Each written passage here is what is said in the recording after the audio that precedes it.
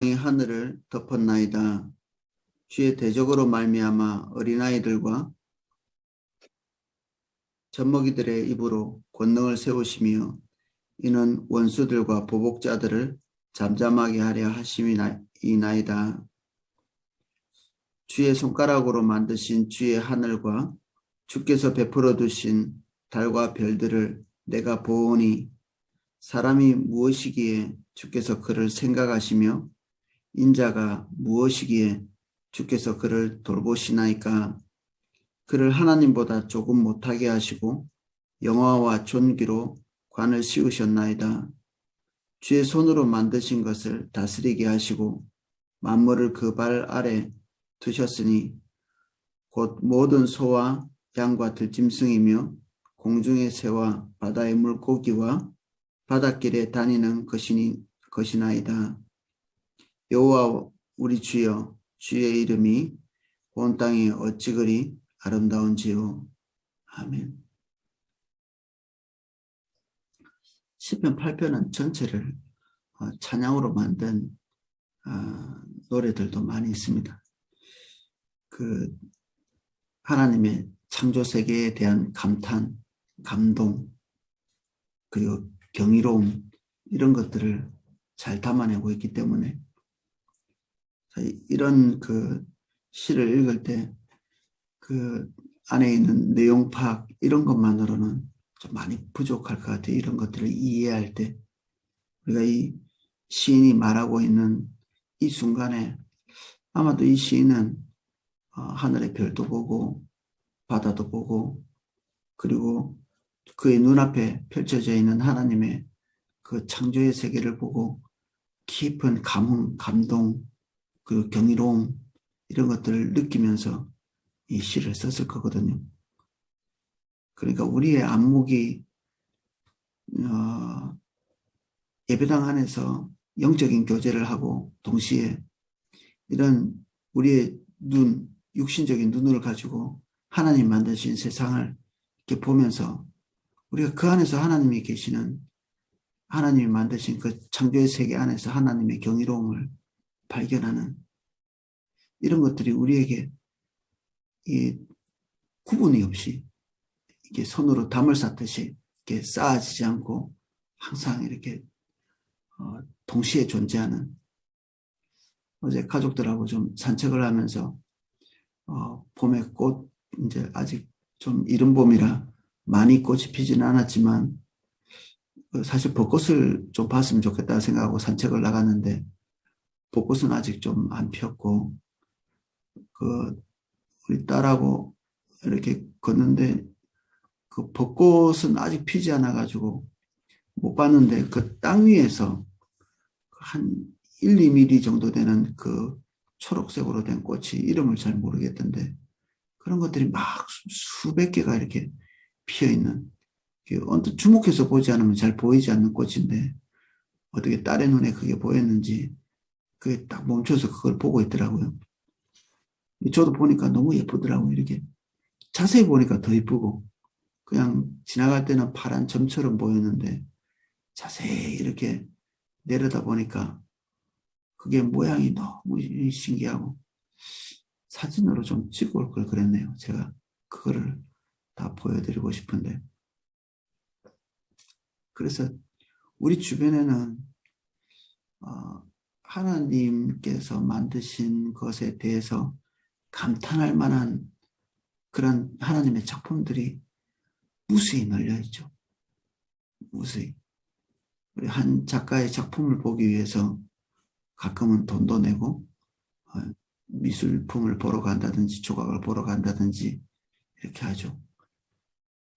그 작품을 보면서 그 사람의 삶과 그 사람의 재능과 그 사람이 가지고 있는 그 내적 세계 이런 것들을 보는 거거든요.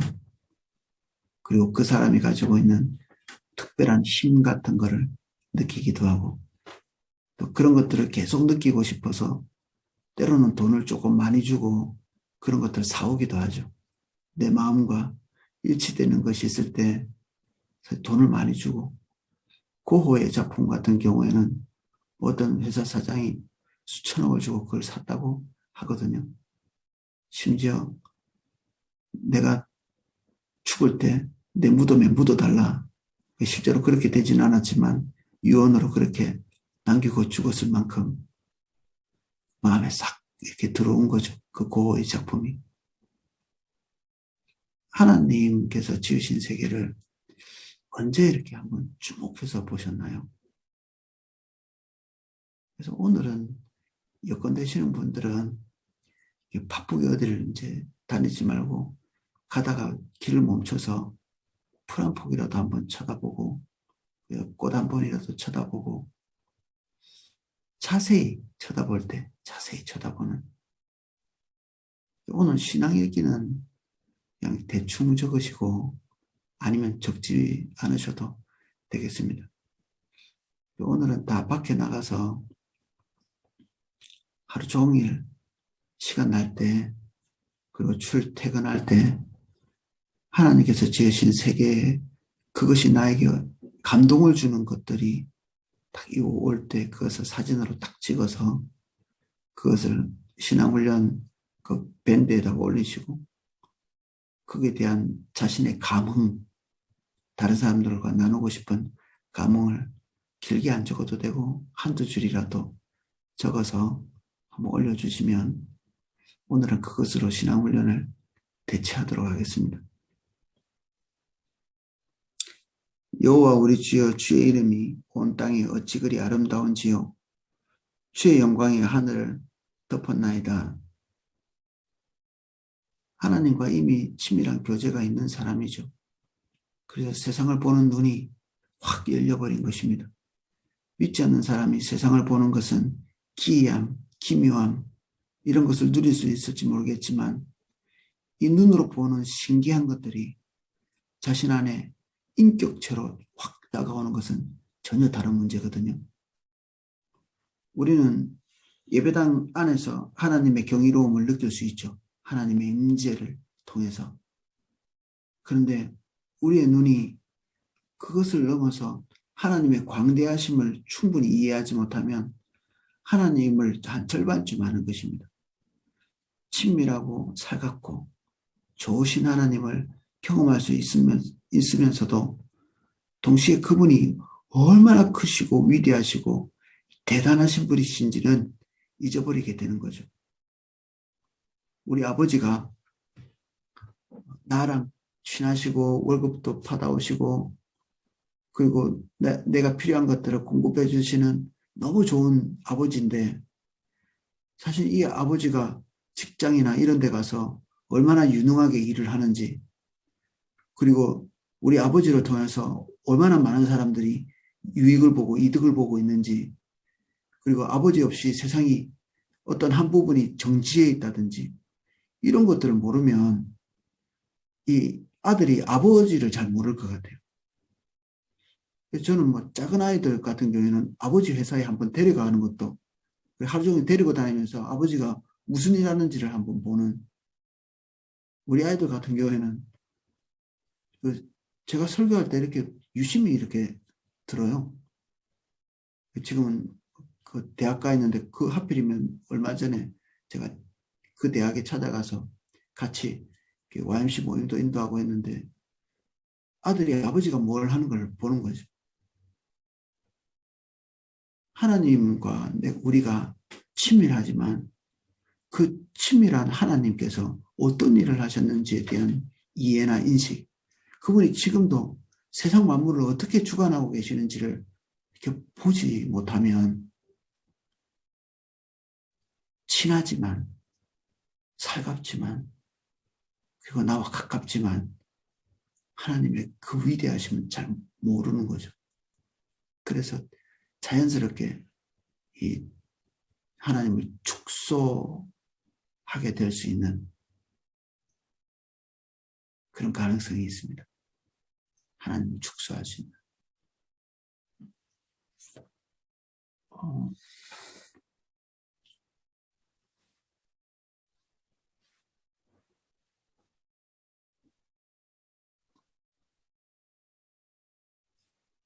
이 카메라가 초점이 잘 안 맞았네요.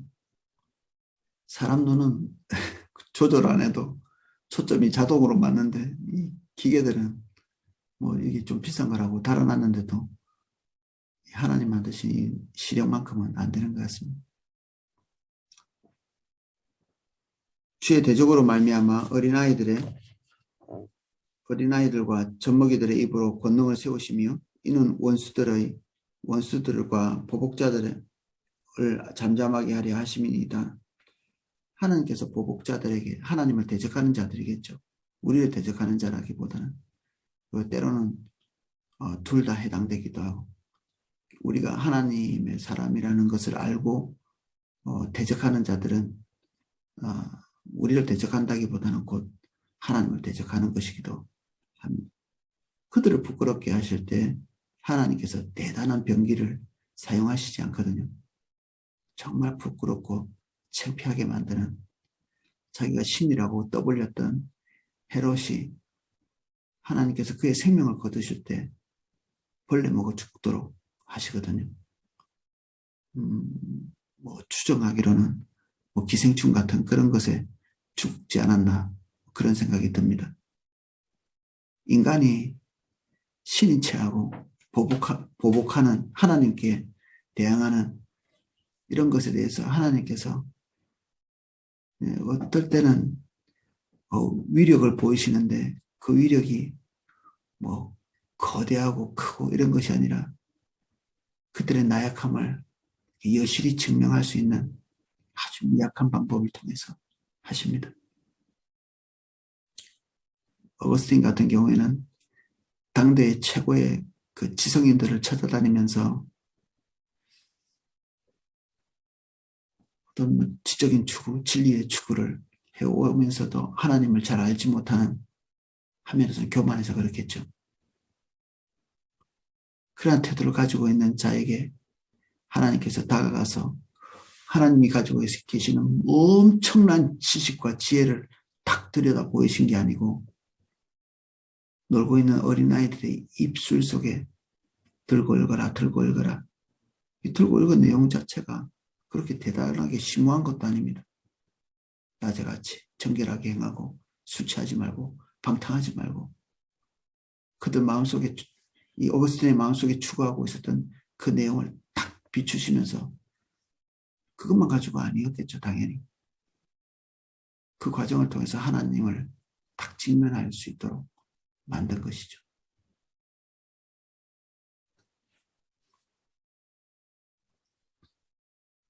주의 손가락으로 만드신 주의 하늘과 주께서 베풀어 두신 달과 별들을 내가 보오니 사람이 무엇이기에 주께서 그를 생각하시며 인자가 무엇이기에 주께서 그를 돌보시나이까. 하나님께서 어마어마하게 크신데 그분이 우리와 친밀함을 유지하고 계신다. 이 두 가지의 이질적인 관계가 우리에게 있어야 됩니다. 이질적인, 너무 이질적인. 우리하고 친한 사람들은 사실은 별 볼 일 없고 위대한 사람들은 우리와 관계없는 이게 보통 우리 아닌가요? 우리가 보통은 아주 보통 사람과 같이 서로 지내죠. 뭐 대단한 분 우리가 알고 있는 분이 계신가요? 대통령이랑 친구라든지 아니면 뭐 금메달 리스트라든지 우리가 보는 손흥민하고 친한 분이 계신가요? 뭐 가끔 그런 분도 있을 수는 있지만 위대한 것과 우리와 친밀한 것이 얼마나 이게 이질적인 것입니까? 그런데 하나님이 이 두 이질적인 그 관계의 특성이 우리에게 딱 와 있습니다. 그분은 사실 어마어마하신 분이십니다. 사실 어제 송교사님 사모님이죠. 사별을 하신 분이신데 남편이 너무 좋은 분이었더라고요. 뭐 송교사님이시고 두 분이 그냥 그 선교를 너무 즐거운 마음으로 하신 남편이 이제 갑자기 당뇨로 세상을 떠나시고 하니까 지금 되게 이제 힘들어 하시더라고요. 이분이 되게 정직한 분이라 그냥 자기가 지금 현재 너무 비참한 느낌이 든다. 뭐 이렇게 말씀하시더라고요. 자기 삶이 너무 비참하다. 지금 현재. 그전에는 사람을 너무 좋아하고 뭐 너무 활동성 있고 그리고 뭐 재물이 있으나 없으나 뭐 상관없이 그런 거 기죽고 뭐 이런 종류의 사람이 아닌 어릴 때부터 그랬대요. 이분이. 근데 지금 우울증이 찾아온.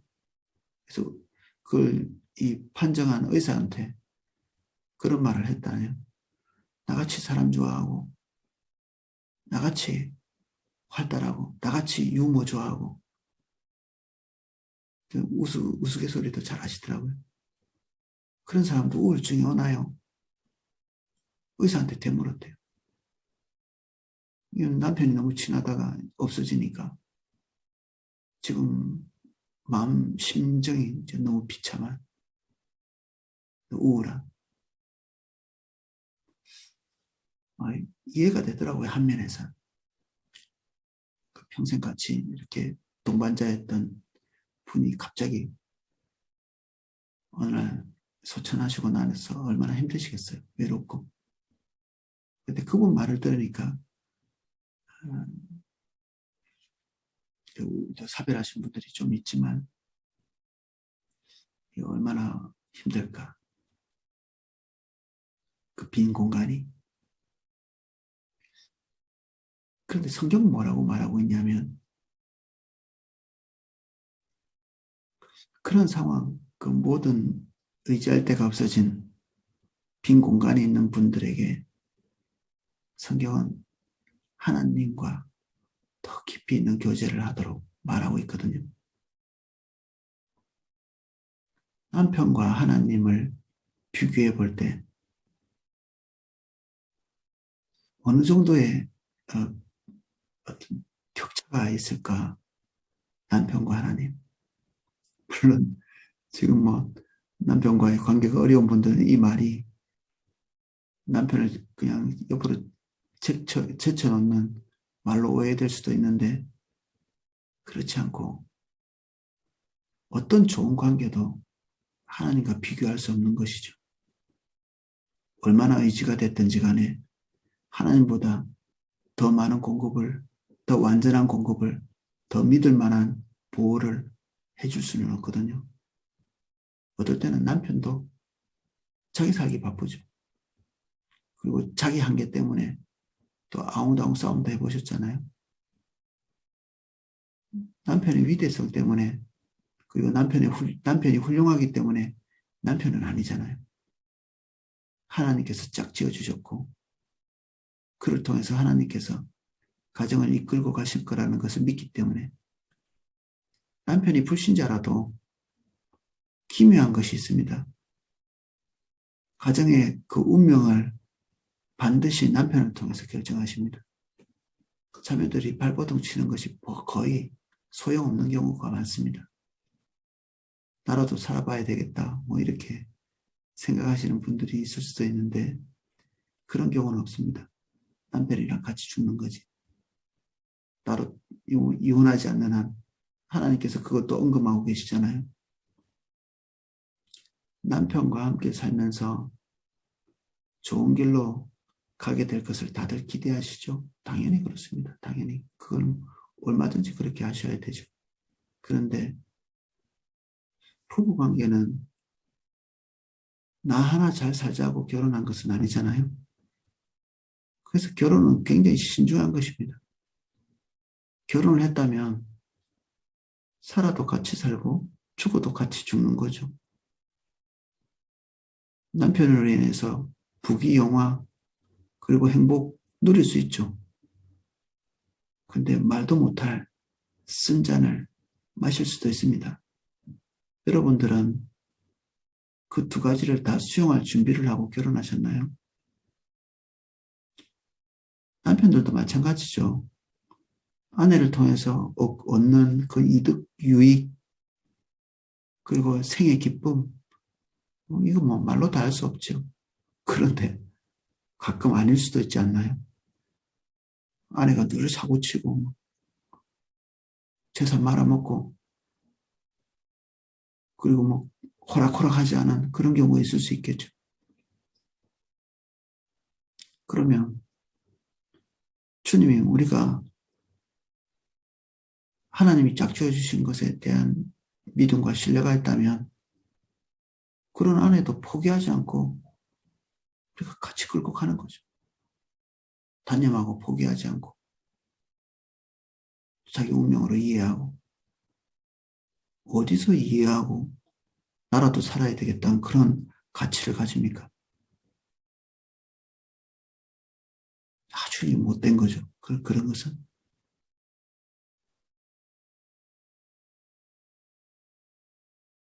하나님은 모독하는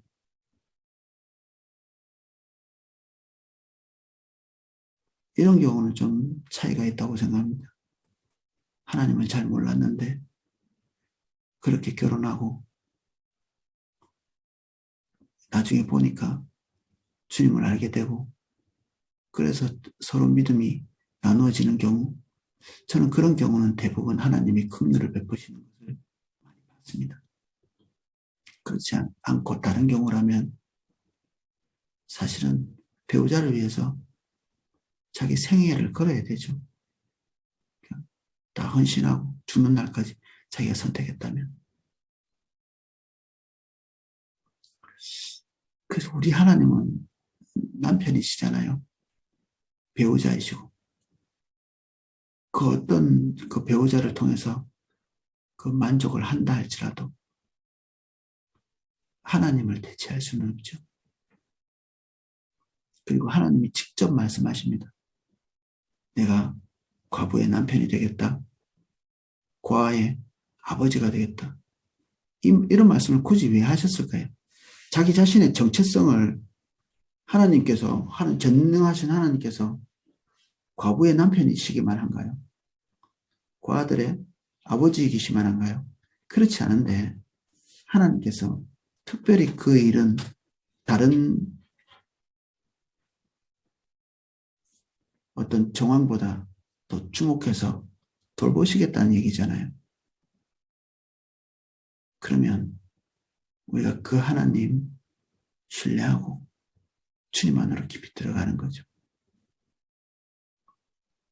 하나님께서 베푸시는 다른 사람들과 비교할 수 없는 특별한 은혜를 주실 겁니다. 하나님이 아버지 되시고 하나님이 남편이 되시고 위로와 보호자가 되시고 내 기쁨의 원천이 되시고 얼마나 좋은 건가요, 이게? 그래서 우리는 하나님과의 관계도 그분의 위대성과 친밀함을 동시에 붙잡는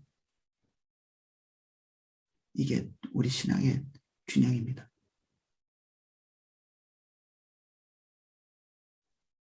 그를 하나님보다 하나님께서 우리를 돌보시는데 그 돌보시는 그 사랑 하나님 앞에서는 인간이 자신의 연약함을 느끼는 동시에 그분의 인자함과 그리고 세심한 돌봄을 동시에 경험하죠. 동시에 내가 뭐라고 하나님께서 이렇게 나를 돌보시나. 저도 하나님께서 내 식욕, 내 취향, 내 취미생활, 그리고 내 가계부, 우리 집에, 그리고 내 명예나 내 위치, 이런 거에 대해서 너무 관심이 많다는 것을 늘 느낍니다. 아이고, 내가 뭐라고. 그런 마음이 저한테도 조금 있는데, 하나님께서 나 개인을 대하시는 것들을 이렇게 곰곰이 생각해 볼 때, 시편 8편의 기자가 이 시편 8편 4절에서 고백하고 있는 이 고백을 할 수밖에 없어요.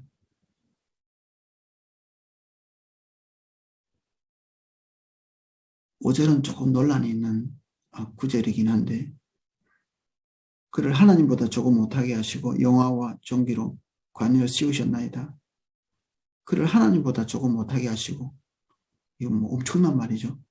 이 유대인들이나 과거에 하나님의 크심에 대해서 인식했던 그 하나님의 사람들이 이걸 하나님보다 조금 못하다는 말을 너무 불손하게 수용했습니다. 그래서 이것을 하나님이라고 채 번역하지 못하고 천사로 번역하는 이 단어 자체가 그렇게 번역할 수 있는 여지가 있거든요. 여러분들은 어떠신가요? 천사보다 조금 못하신가요? 아니면 하나님보다 조금 못하신가요? 둘 다 천국과 지옥을 가르는 그런 교리는 아니기 때문에 오류가 있어도 큰 문제가 있다는 생각은 안 듭니다만은 분명한 것은 그것입니다. 우리는 하나님의 형상을 따라 지음받았고 세상 만물보다는 월등히 높은 위치에서 하나님의 대리자로서 살아가는 삶으로 우리를 초청하셨다는 것입니다. 세상 만물에는 우리가 신과 같이 되는 것입니다. 신의 모습을 드러내고 신의 모습을 그들에게 알리는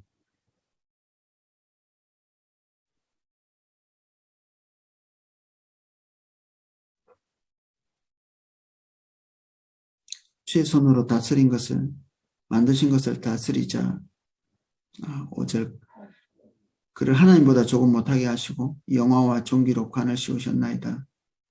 이미 우리의 존재에는 하나님의 형상이 더듬혀져 있습니다. 그 영광이 더듬혀져 있고 그래서 세상 만물이 어느 정도 말을 듣죠. 주님 안에 있을 때는 환경이 더 말을 잘 듣습니다. 환경이 치질이 더 말을 안 듣는다. 우리가 하나님의 권위 밖에 있을 가능성이 많습니다.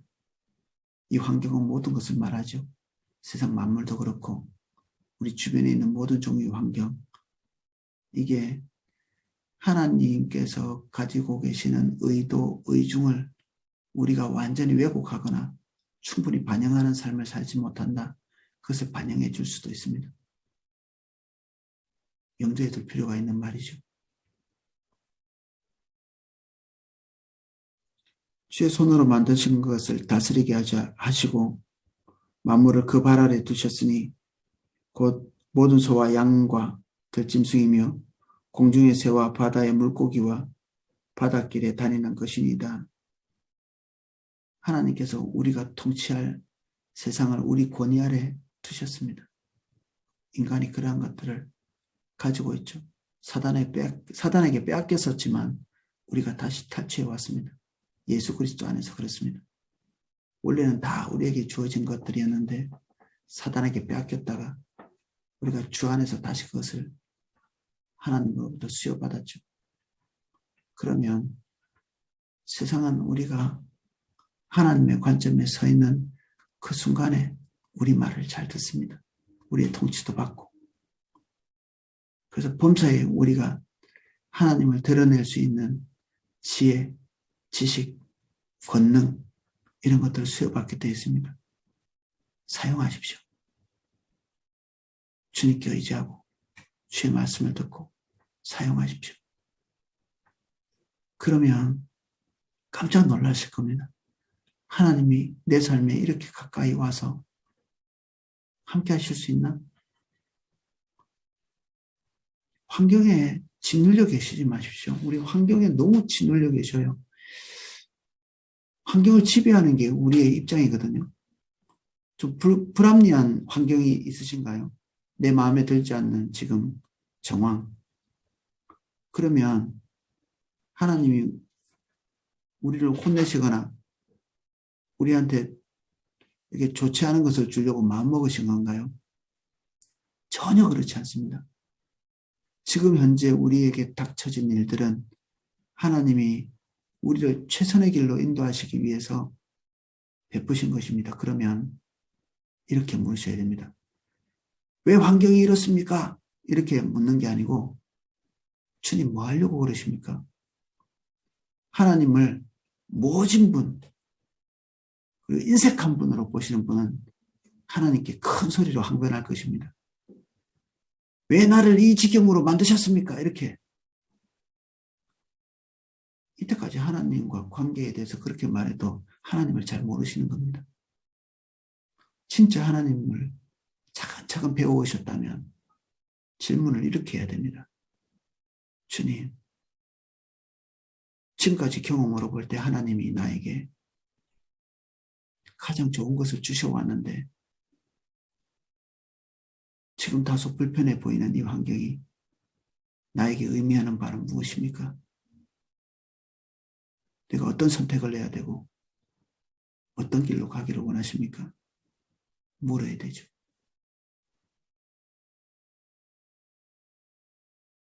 먼저 살기 위해서 발버둥 치지 마십시오. 죽어야 될 환경이라면 죽으리라. 이렇게 마음 먹고, 그러나 주님 나에게 이 환경 가운데서 깨닫게 하시고 선택하게 하시는 것이 무엇입니까? 그렇게 물어야 합니다.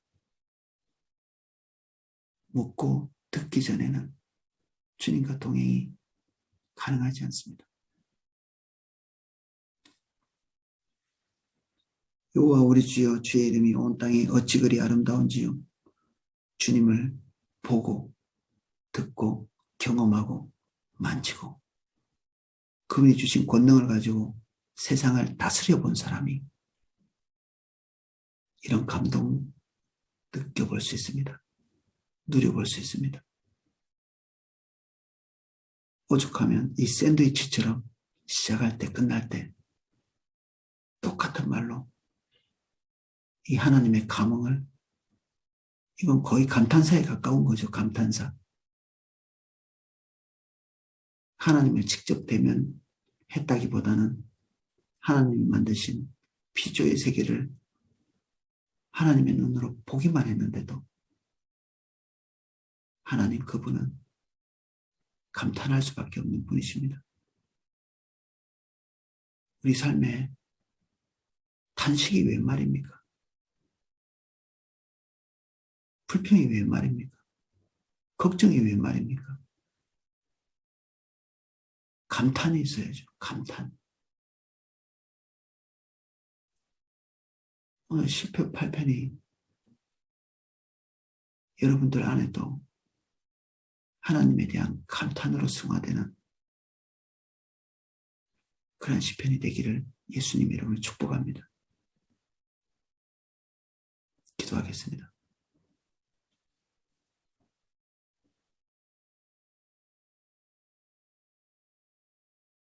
우리가 주객이 전도되었고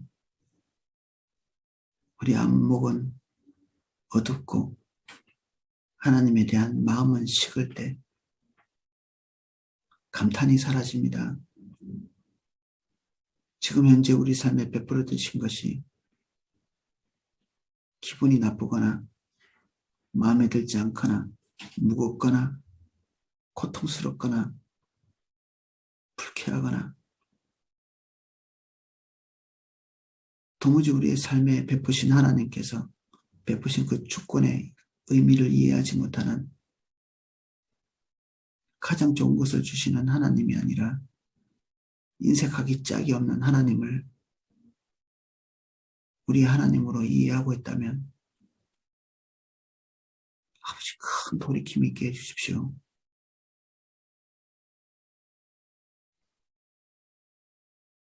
이제 밖으로 나가 세상 만물을 베풀어 주신 그 속에 계시는 주님 보게 해주시고 우리 인간에게 가장 좋은 것을 의도하시는 하나님의 섭리를 인식하게 되기를 간구합니다.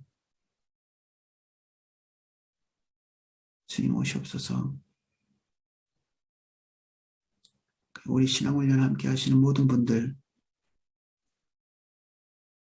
오늘 하나님께서 지으신 모든 만물을 통해서 그 경이로움을 인식하게 해주시고 하나님의 모습을 보게 해주시고 주의 광대하심을 아름다우심을 그 황홀함을 그 지혜를 그 능력을 인식하는 시간 되게 해주십시오. 예수님 이름으로 기도합니다. 아멘.